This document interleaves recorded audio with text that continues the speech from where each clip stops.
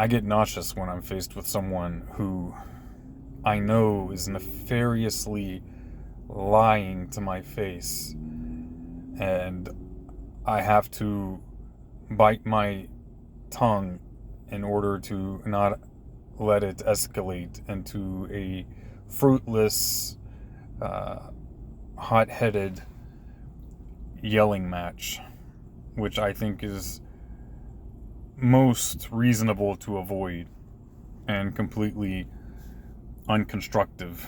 So, when a lady got into my vehicle today and pretty quickly began her grossly anti-Semitic tirade against the Jewish people, I just bit my tongue and listened.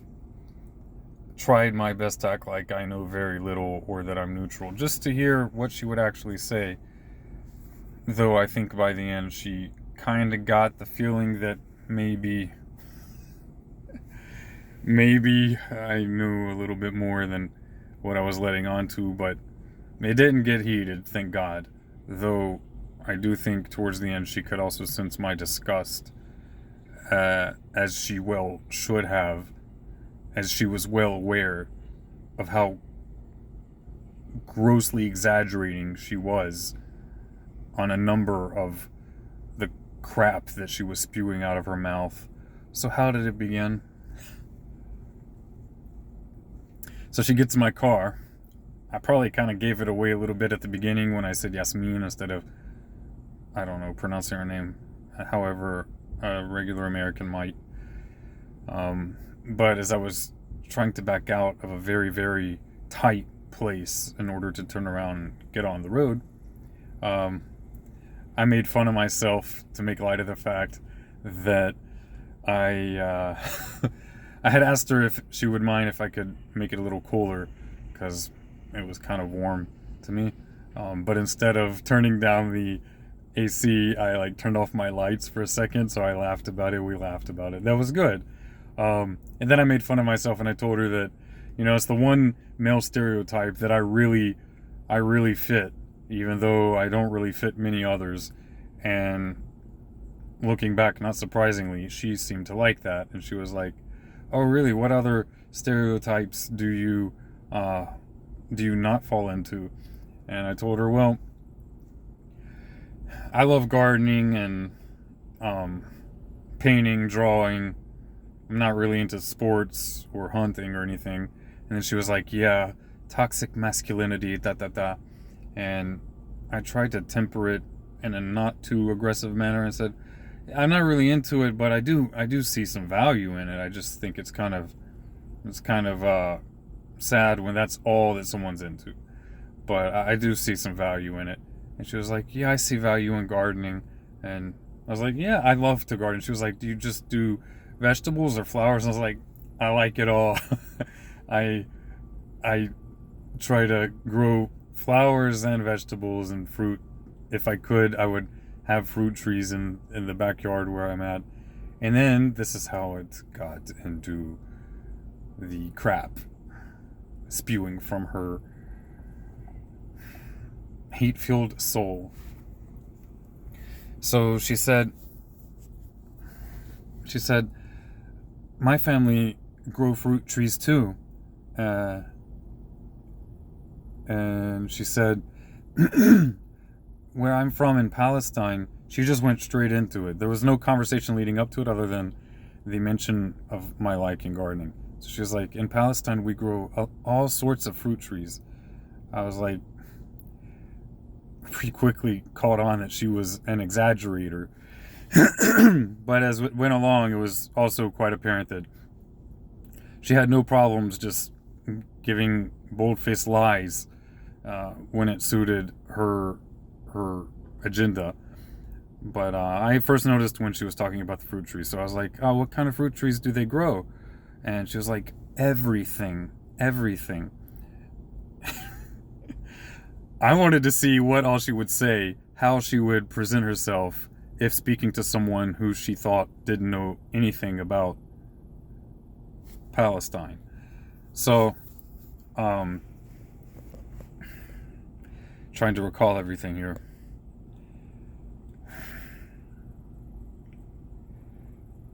So I asked her, like, what do you grow, lemons or oranges? She's like, apples, mangoes, guava, everything. I was like, wow.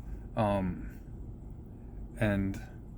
I don't remember all the details. I wish I could remember more. That's why I'm making this as quickly as I can so that I won't forget details. But she was like, I asked her, is it very deserty there? And she said, no, it's lush and green. I was like, what? Thankfully, I had my mask on. And it was night, as it is. So it was a good cover for if she might me see some shock under my mask. I lived there for 15 years. It is not lush and green in Palestine. Unless maybe she's talking about a small, super small sliver of it along the coast, which is in Israel proper. Of course, she considers it all Palestine. So I wanted to know exactly what area. I asked her, what city? And she said, we don't have cities, we have villages. Trying to create in my mind some image of like super poor, pathetic, rundown people who have nothing. You don't have cities? First of all, if you claim all of Israel as Palestine, Jerusalem's not a city, Tel Aviv's not a city, Haifa's not a city, Beersheva's not a city, Gaza City isn't a city, Nablus isn't a city, Ramallah's not a city, Eilat's not a city. I mean, I could go on. Ashdod's not a city, Ashkelon's not a city, Rehovot's not a city, Nazareth isn't a city, Bethlehem's not a city. These are just villages. I didn't say any of these things. And there are villages, but she's trying to create a picture that there's nothing. Like just very small, modest little cities in a lush green Palestine. The West Bank, where she later on goes on to explain that that's where her family is. She didn't use the term the West Bank. She wants to claim it all. But she made it apparent that they're in the West Bank area because she said that she can't go into Jerusalem because of apartheid and that there's a wall that separates her area. That means that she's in the West Bank part. Unless she's actually in Gaza. Though more than likely she would have specified Gaza. But regardless, in the West Bank, it most definitely is not lush and green. Freaking idiot. Do you think that people cannot get on an airplane and go and see for themselves? Do you think that people can't get on Google Maps or Google Earth and do Street View and see? Go on YouTube? This is 2020, nearly 2021. Unfortunately, yeah, there are a bunch of gullible people out there. Hopefully I'm not talking to you. If I am, wake up. Don't find yourself accusing conservatives and Republicans of being Nazis while you advocate for truly anti-Semitic, truly Nazi propaganda in the name of leftism and humanism, when it's really just another reincarnation of the ancient ugly head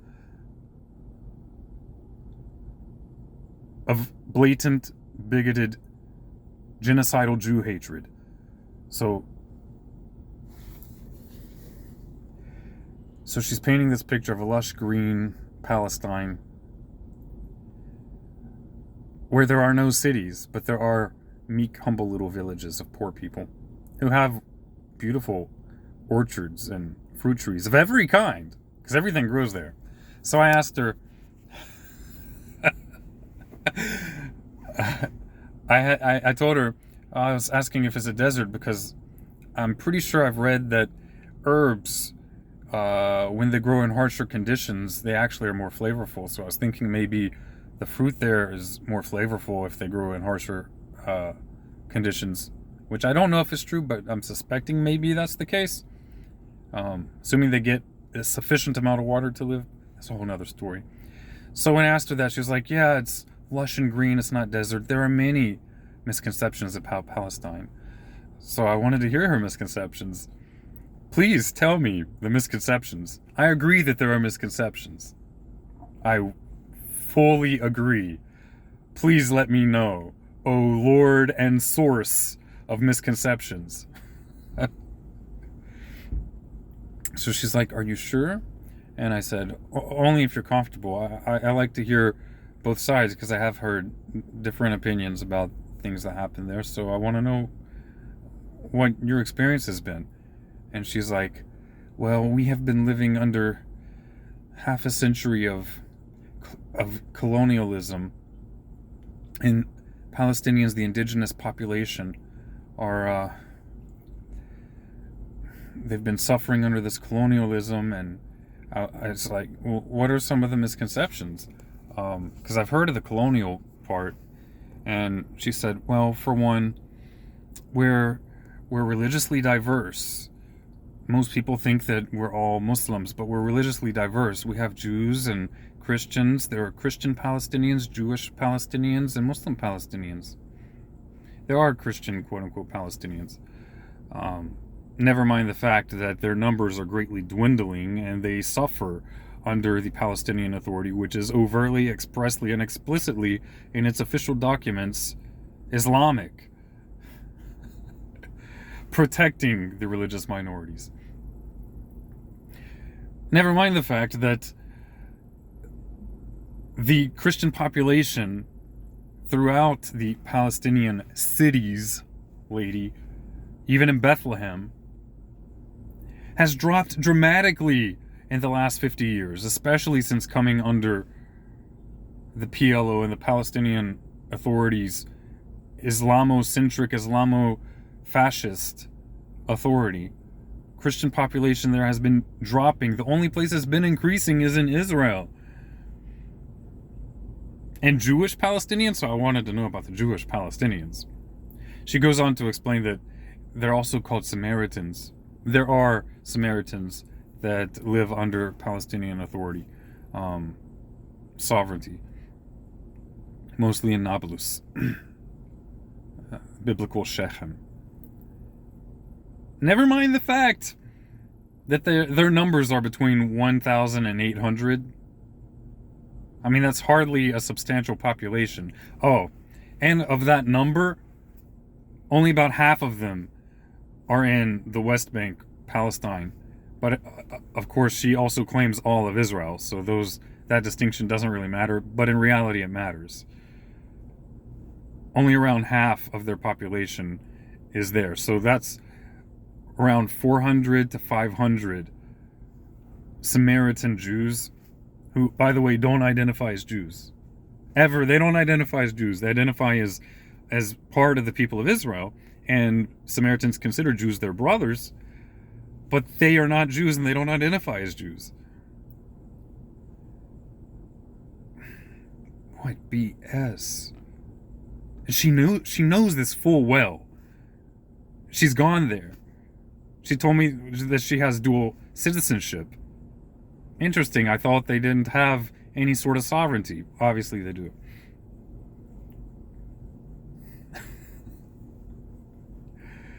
Oh my God. I so wanted to just answer to see how she would respond, but I wouldn't dare do it without a video camera rolling. So she was like, yeah, Israel's an apartheid. We're under apartheid. I can't go to Jerusalem if I want. It's actually racist. She said all of the normal crap. Israel's an apartheid. They're racist. She can't go to Jerusalem because she's a Palestinian, and that's racist. So I told her that I've visited Jerusalem. I lived there about 15 years, but I wasn't about to tell her that. So I said I visited there. I was like, it's strange because when I visited Jerusalem, I saw a lot of Palestinians. I did tell her that I saw a lot of Palestinians. I didn't tell her the other obvious fact, which is clear to anybody who goes there. And they share the same buses. They can go to the same bathrooms. They go to the same bathrooms as Jews, Israelis. and Christians. There are not separate bathrooms. There are not separate buses. There are not separate water fountains. There are not separate restaurants. They go to the same classes in Israeli universities as Jews. Same police department. They can live wherever they want in Israel. It's not a racial segregation at all. So I asked her, but I saw Arabs in Jerusalem, because she had just said she can't go there. And she was like, yes, that's because they're a different kind of Palestinian. That's because, and she tried to give a very wishy-washy explanation that they have a different status, which is true. They have the Palestinians in Jerusalem, because Jerusalem falls under Israel's sovereignty, whether or not they accept it, but in reality, in practice, it falls under Israel's jurisdiction and sovereignty. So they have a different status because Israel has offered them Israeli citizenship, which they overwhelmingly reject. And so instead, Israel gives them resident status, i.e., it's not a apartheid. If it were apartheid, they would be cut off because of being a different race or a different nationality, whatever. But that's not what happened. Unlike what happens under the Palestinian Authority, where Jews are expelled because they are either Jewish or Israeli. And the Samaritans suffer persecution. They have to hide their affection for the state of Israel, which I shouldn't talk about it. Samaritans are not in a simple situation.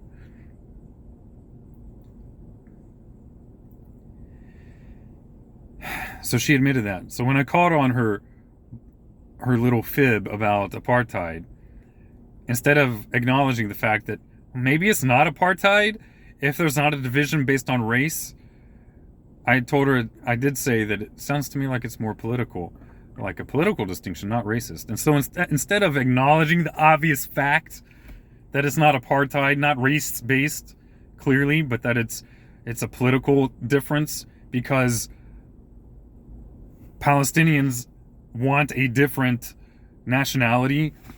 They don't want to be Israeli. And those that aren't in Israel are openly hostile. Maybe that's the reason why there's a little bit of a difference in interaction and treatment. Unlike the Israeli Arabs who have accepted Israeli citizenship and can vote and have all the same rights as Israeli Jews, no special rights or lack thereof, contrary to the propaganda BS you will hear. So instead of acknowledging it, she instead says, yes, it's because they stayed, but all the other hundreds of thousands of Palestinians were expelled. It was genocide and ethnic cleansing. Funny, they were ethnically cleansed, but they're still there in Jerusalem. Yeah, so instead of acknowledging the obvious lie I called her in, she deflected and tried to turn it to distract me by pointing to the idea that they've been ethnically cleansed. It is true that hundreds, I don't know if it was hundreds of thousands, but a large number of non-Jewish people who were living in that area did move to other locations. But what she's not saying, what she's leaving out, is that they weren't expelled. Overwhelmingly were not expelled. Overwhelmingly, they heeded the command of their Islamic Arab leadership that they leave, because the Arab armies at that time of Israel's re-establishment, the Arab armies at that time imagined that they would crush the Jewish people and annihilate them, and they wanted their Arab Muslim affiliates, citizenry, potential citizenry, they wanted them to be out of the area so that they wouldn't be massacred together with the Jews, which they intended to massacre. And to some degree did, but largely failed, thank God Almighty. They were not expelled. There were a small handful, I think it was like 3 or 5 villages that were actually expelled. the majority of them fled willingly. And then there were several villages and towns that did not flee in Israel because they were still there and they were not hostile. Israel did not expel. Israel didn't make them become Jews. Israel offered them Israeli citizenship while remaining Muslims, and they're still there today. Over 20% of the Israeli population are Arab-speaking Muslims. Also, a small minority Arab-speaking Christians. What BS?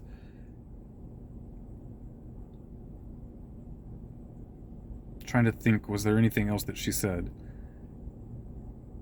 So I was approaching the destination, and I wanted to have the opportunity maybe to record the same crap again, only outside the context of doing Uber.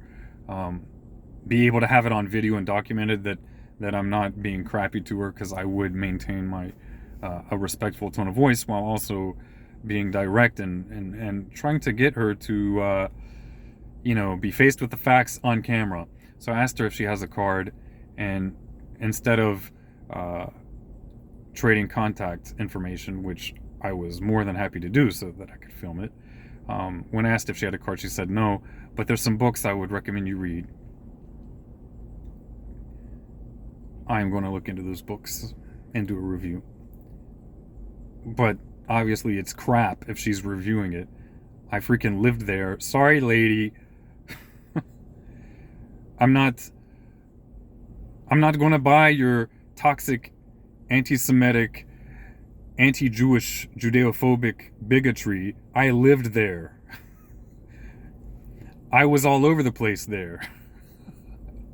I know you're full of shit. Khara. Inti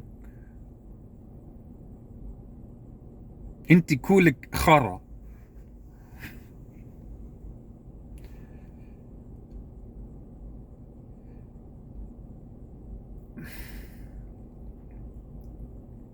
What else did she say? Oh yeah. So we only had a few more minutes. And I wanted to know, did she have a solution? What's her solution? We only had like 3 or so minutes left.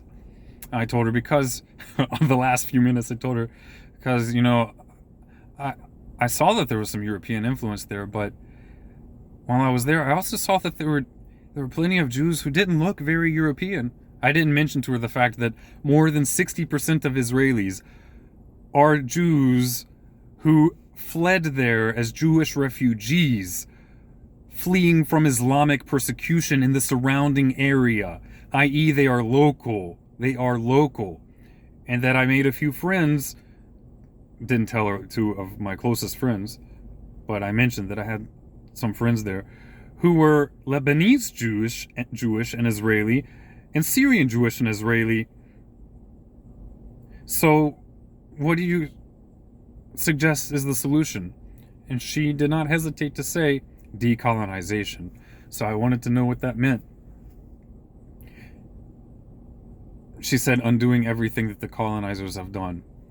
And I can only draw conclusions in you as well, what she would mean by that. Because by that time I had pulled up and she got out.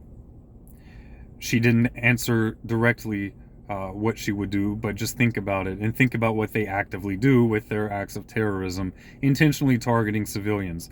Where does she think they're going to go? The majority of Israeli Jews are not European. Are they going to go back to Yemen? Are you going to embrace them with open arms in Syria, Lebanon, Egypt, Iran, Iraq, Morocco, Libya? Are you out of your mind? Yeah, there are European Jews in Israel. And it really doesn't matter that they're European. It doesn't matter. They're Jewish, and that is a part of their homeland.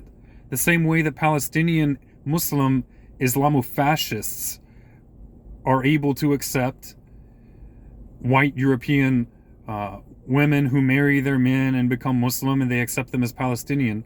If they can do that, Jews can embrace whoever they want, who respect and embrace their culture and accept that that is part of their history, which it is. Last I checked, this is Hanukkah and Christmas. Last I checked, so-called Palestinian Islamofascists don't celebrate any of the holidays which originated in Israel, so-called Palestine. Bethlehem of Judea, not Bethlehem of Palestine. This is not a Zionist innovation. It's in the New Testament, in the oldest manuscripts. Bethlehem of Judea. Hanukkah, Hebrew, is the local language there. Freaking idiots. They're not all idiots. They're cunning snakes. But yeah, there are plenty of idiots. This one was a snake. I've encountered the idiots. I've encountered the fools. Some of them are just ignoramuses, and it's hard to overcome bias when your entire family lives there, and maybe you've gone through wars, and yeah, it's hard. I understand. And they're not in a good situation, because also much of the Arab world doesn't particularly feel fondness for Palestinians for certain reasons as well. So I understand you're between a rock and a hard place. But there's a difference between those who struggle with some emotional bias, but are not just defecating lies out of their foul mouth like this one was. She was doing her master's on colonialism in the Middle East. You know what that's going to be all about at Georgetown University. She was not an idiot. She knew well what crap she was saying and was consciously ignoring whatever flew in the face of her BS. Lush green Palestine? Are you kidding me? Nobody got time for that.